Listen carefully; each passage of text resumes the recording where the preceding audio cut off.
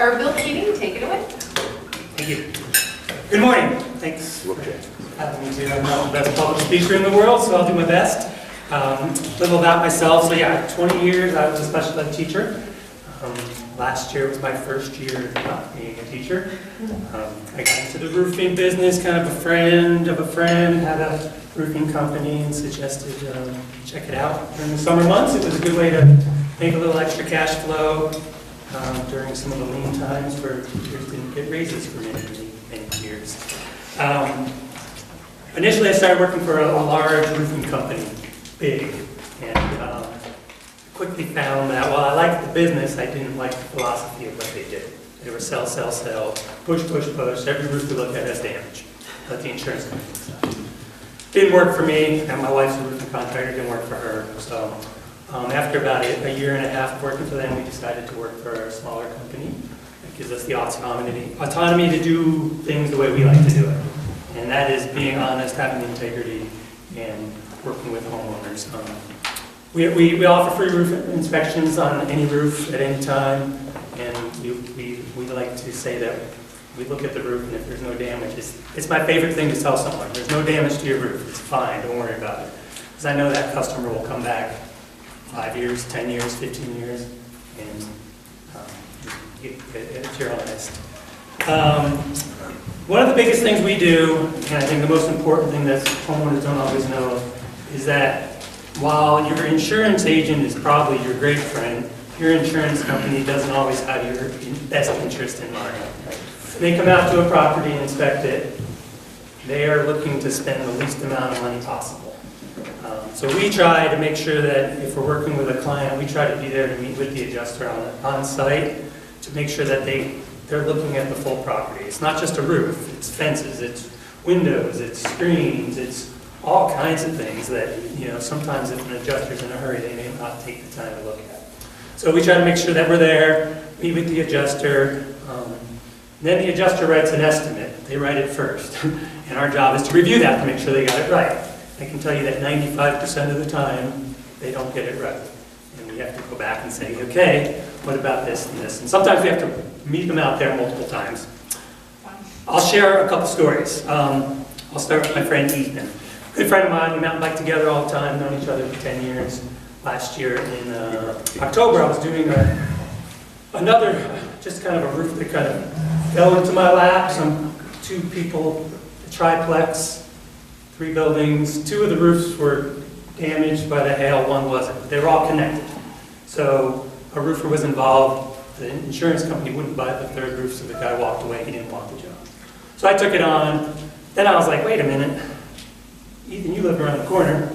And so we got on the phone, and he's like, yeah, can you look at my roof? So I looked at his roof. Turns out his was fine. He was kind of on the edge of where the storm hit. So all was good. His roof is about 5 years old. It was in fine shape. Fast forward to February, he puts his house on the market. Crazy story. Puts it on for $450. Goes through the weekend, gets an offer for $492. And on Monday, he calls me. He goes, they just told me that my roof is bad, and they want $15,000 off the cost of the sale.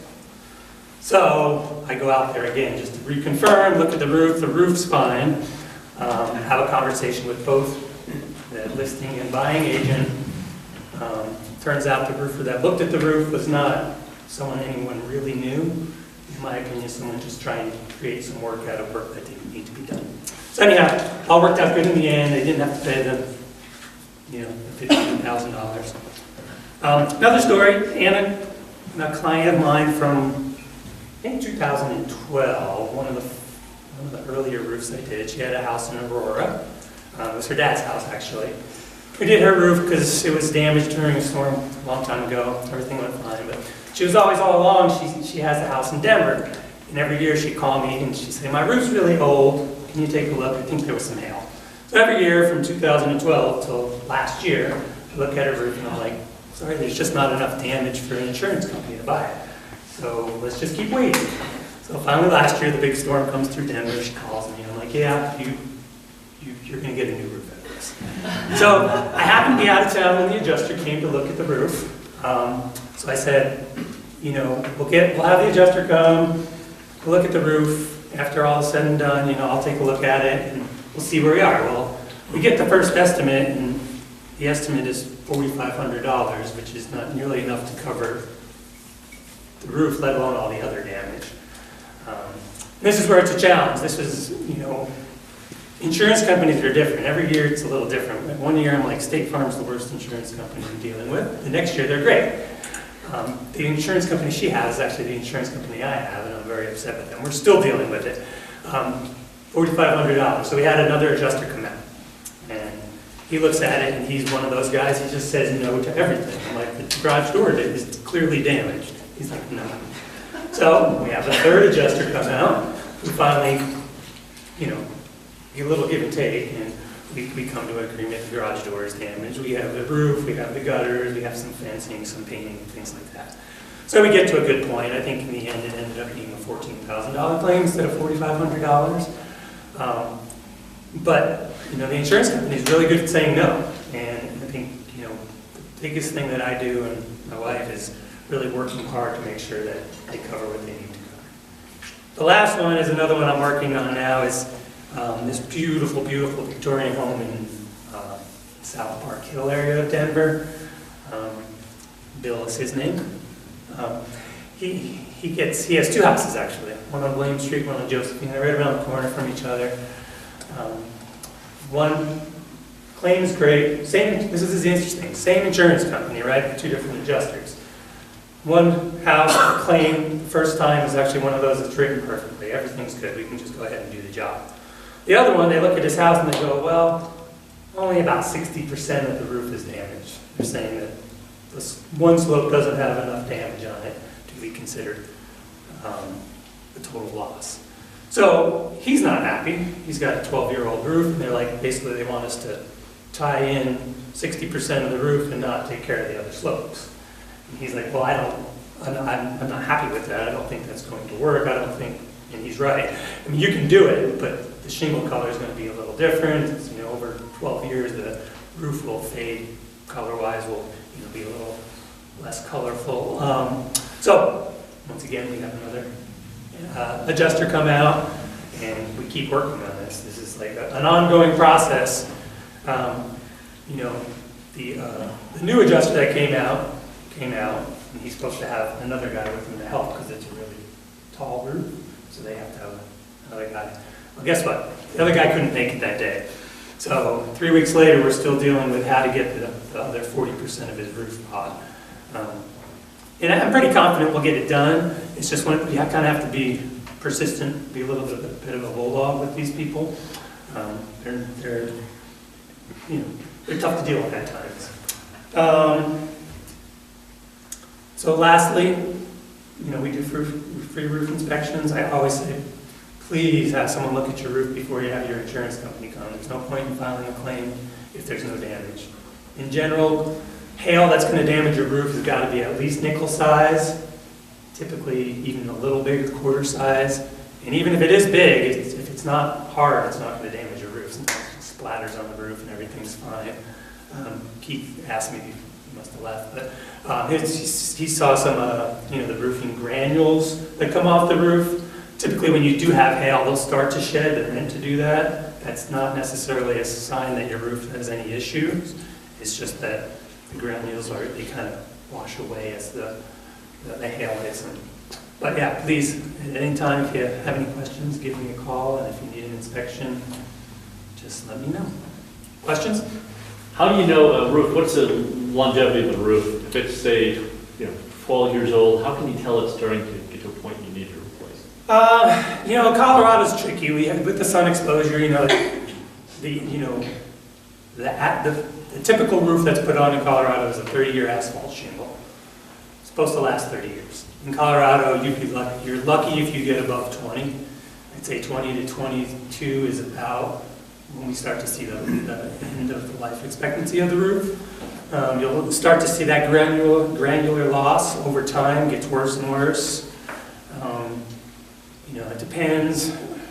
The exposure, obviously the south facing, if you don't have any trees or anything protecting it from the sun, that side of the roof typically starts to look bad quickly.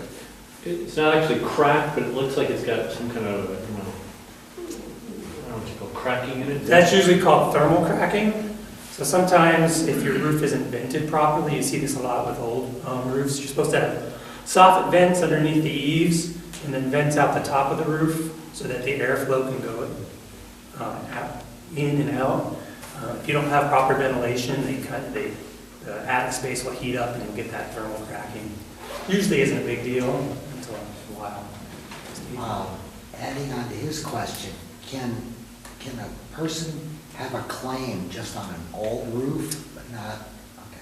No, it has to be some sort of act of God. You can have hail, wind, trees falling on it. Wind is much harder to get the insurance company to buy than hail, for whatever reason. Do you also review and address issues with ice damming? Or is that beyond? Yeah, we do. It's just, it's tricky because it's typically an architectural thing. I mean, we look at anything. When we do a roof too, if we know there's ice damming, and depending on the code, we'll make sure to do extra underlayment underneath that area of the roof. Types of roofing, do you do all of, all the products that are out there?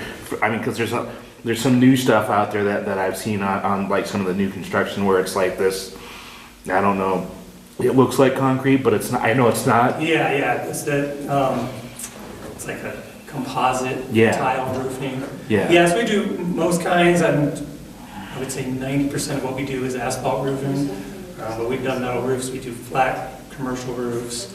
We can pretty much do everything. And just a story to show how important you are as a roofer is I had a person call me 2 days ago. He had got insurance about a month ago with a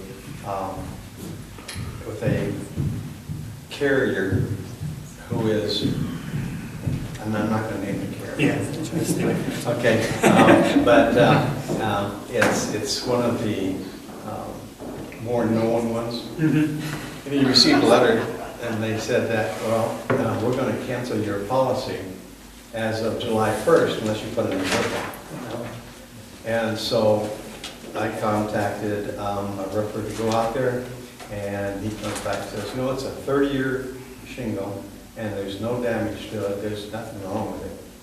So he's writing a letter, and but this gentleman, the client, says, I'm not going to stay with this other company. Just give me some estimates. I want to go with someone else. He says, anybody who's going to, within 30 days, tell me I'm canceled. Yeah. And then you don't do any T-locks anymore, right? Yeah, T-locks are an older type of shingle that's discontinued. Insurance companies often will not insure those. So if you're buying or selling a house, once again, it's great to have your roofer look at it before so you can see if there's any issues with in those regards. Also, especially with this real estate market, it's really good to get your roof looked at if you have the time because a lot of people are just buying as is and they find out later the roof is really in some sad shape. We're dealing with one right now that has 4 layers of shingles and it needs to be redecked, and you're starting to add up the numbers going, wow, even at the cash price, the best I can do, you're looking more than $10,000. And that's hard for some people. What's just one layer of shingles weigh on the roof? A typical 1 square, so 100 square feet of shingles, weighs between 250 and 320 pounds, depending on the shingle type. Or even up to 350 if it's a presidential grade, the higher end shingles. So if the main floor is 1,500 or 2,000 square feet, is that 10,000 pounds? Yeah, so 20 times, yeah. And so 4 layers of shingles is just 4. It's a lot, yeah. It's a lot of weight. Yeah. So you have subcontractors, you have your own crews? Yes, we have all our own crews. Everybody's licensed and insured. We only have one crew boss. So one company is our subcontractor, does all our roofing. He has multiple crews. We know he's licensed and insured, up to date on everything. We don't use any. Even last year when we were super busy, we rarely bring on extra crews because it takes a long time to really vet those crews and make sure they have all the insurances they need. And so we try to keep things pretty tight and small. And it's the same people that are pulling the shingles off, replacing the subboards? Yep. And yep, they do almost everything. They're fantastic. I just have a testimonial. I had a client who's buying a house. The inspector noted that the roof had issues, and so Bill, within less than 24 hours, was out on the roof, wrote me a beautiful professional email with an estimate on what the repairs would be. He's willing to talk to my clients. I mean, like, so I really am impressed with the work that he did for me in that instance. So, well, so happy you're in the group, so that's awesome. My question is, how soon after a storm can you make the claim? You can do it the same day. How long can you wait till after? Depends on the insurance company, typically a year, some of them are up to 2 years.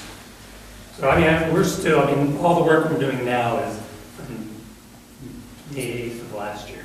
Okay. Like, we're still, it's still rolling in. Some people just don't, you know, whether it's timing or whatever, some people don't really get on it for a while. They're like, oh yeah, I guess I should do that, but you know, and all of a sudden they're like, oh yeah, I really need to do that. So, which is fine for me. I'm going to throw a testimony out there as well, for those of you that didn't hear me say this a couple months ago. In 2016, and I didn't know this until his wife came to one of my workshops. I was like, oh wait, you guys did our roof.